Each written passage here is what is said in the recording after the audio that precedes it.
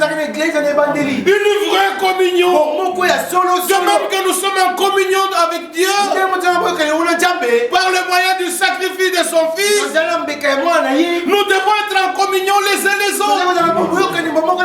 Parce que c'est lui qui sanctifie. Et ceux qui sont sanctifiés sont issus d'un seul. Nous sommes venus d'un seul. Alors restons en communion. Amen. Restons en communion. Remarquez que dans une famille, lorsque dans la famille, le papa est là, la maman est là, les enfants sont là, dans l'harmonie, tout le monde a la joie de se retrouver autour de la table et manger le soir, discuter entre eux. Ils ne voudraient pas que l'un d'eux tombe malade, ou sinon c'est tout le monde qui est agité à la maison. Et si dans la maison de Dieu, Dieu veut voir la communion au milieu de nous. Nous sommes des frères et des sœurs. Nous avons un seul Père. C'est Dieu lui-même. Et il y a le premier-né, c'est Jésus, qui lui-même nous a laissé ce commandement. Au commandement qui était déjà là, il y a ajouté un. Puis vous devez vous aimer les uns les autres. Et ses disciples ajoutent, il faut que cet amour-là soit sans hypocrisie. Mais il faut que ce soit un amour sincère. Un amour ardent. Quand cet amour est là, les calomnies de couloir cesseront. Quand cet amour sera là, la malice au milieu de nous cessera. Lisez les Écritures. Étant né de nouveau, désirez comme des enfants nouveau-nés le lait spirituel. Êtes-vous prêts pour cela? C'est par cela qu'est manifesté ce qui est écrit. 1 Jean 3:3. Purifiez-vous de toute souillure, parce que nous nous attendons à ce que le Seigneur revienne. Parce que nous nous mettons à l'exposition de la parole pour que la parole opère à nous ce que Dieu veut. Et Dieu ne peut faire en toi et à moi que ce que nous lui laissons faire. Amen. Ça c'est notre Dieu. C'est fou que aussi toi-même tu te donnes à Dieu avec joie. Ce n'est pas un fardeau. Et tu l'acceptes volontairement. Oh Dieu, tu me fais grâce. Alors c'est que toi tu veux changer. Quand tu regardes cela, il est content. Tu fais ceci, tu te mets à faire, tu échoues. Tu dis Seigneur, tu m'as dit de faire. Voilà, je suis incapable. Secours-moi. Il te secourra. Parce qu'il doit répandre abondamment son secours. C'est notre secours. C'est notre secours. Au finish, nous serons comme Jésus. Alléluia. Amen. Si les pharisiens se réclamaient de Moïse,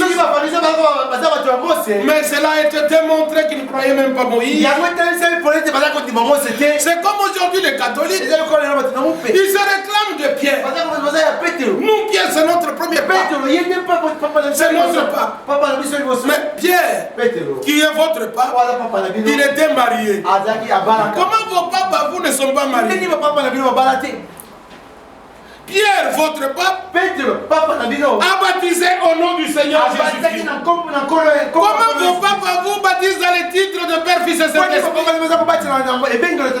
C'est une fausse confession. Vous vous réclamez de Pierre, mais vous n'êtes pas de Pierre. Comment Pierre lui a-t-il pardonné les péchés? Avait-il fait un confessionnal pour que les gens ils racontaient des bêtises là-bas? Est-ce que toi tu as besoin d'écouter les bêtises de quelqu'un d'autre? Laisse-le de ses bêtises.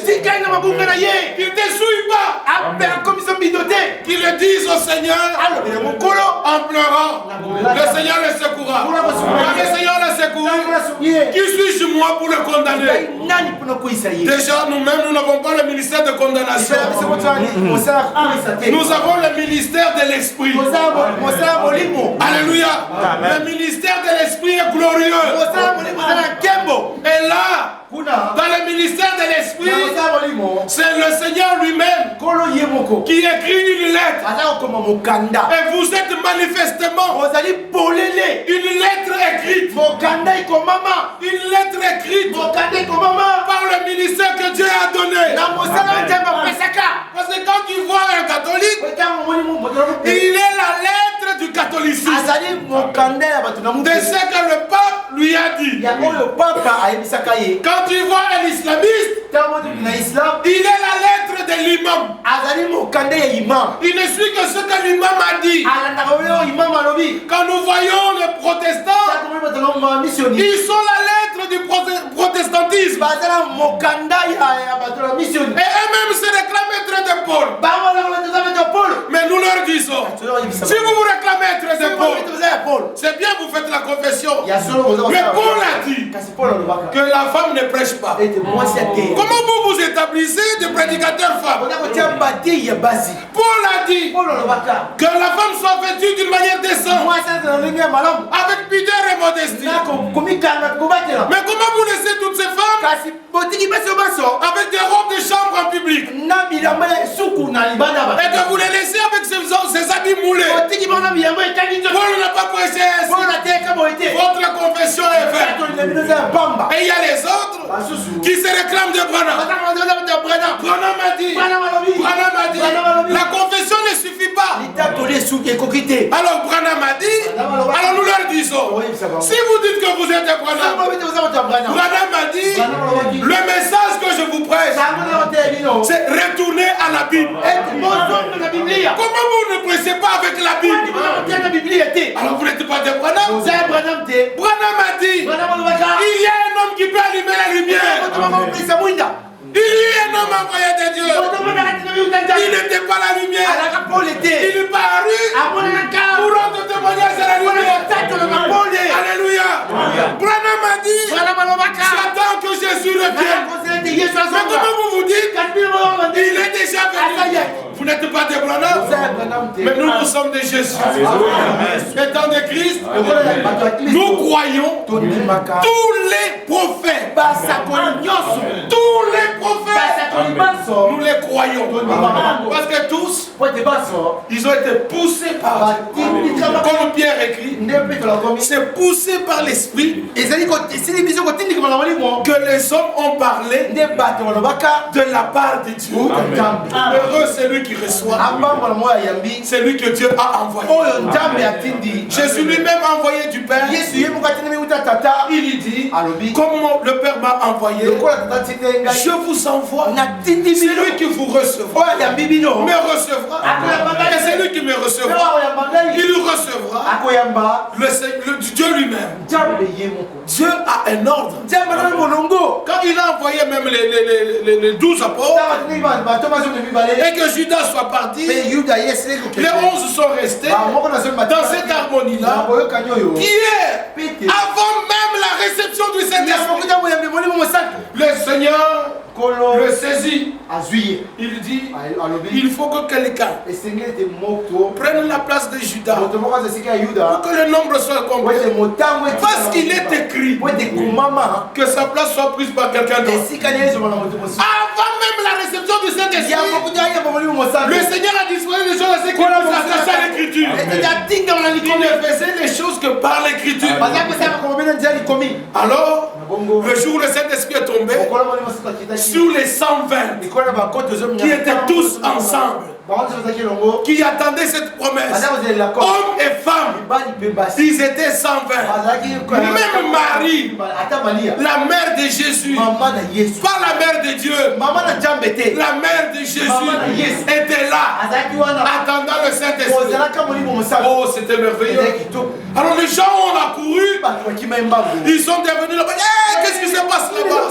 Dieu faisait une action conformément à sa promesse de Joël. Que dans les derniers jours, je répandrai mon esprit sur toute chair. Alors cela a attiré près de 17 nations parce que Dieu convoquait les gens maintenant à venir prendre le salut. Il y avait une sainte convocation. Et alors là, nous retrouvons 17 nations qui étaient là pour écouter ce que Dieu avait à dire en rapport avec les choses selon son dessein, en rapport avec la rédemption.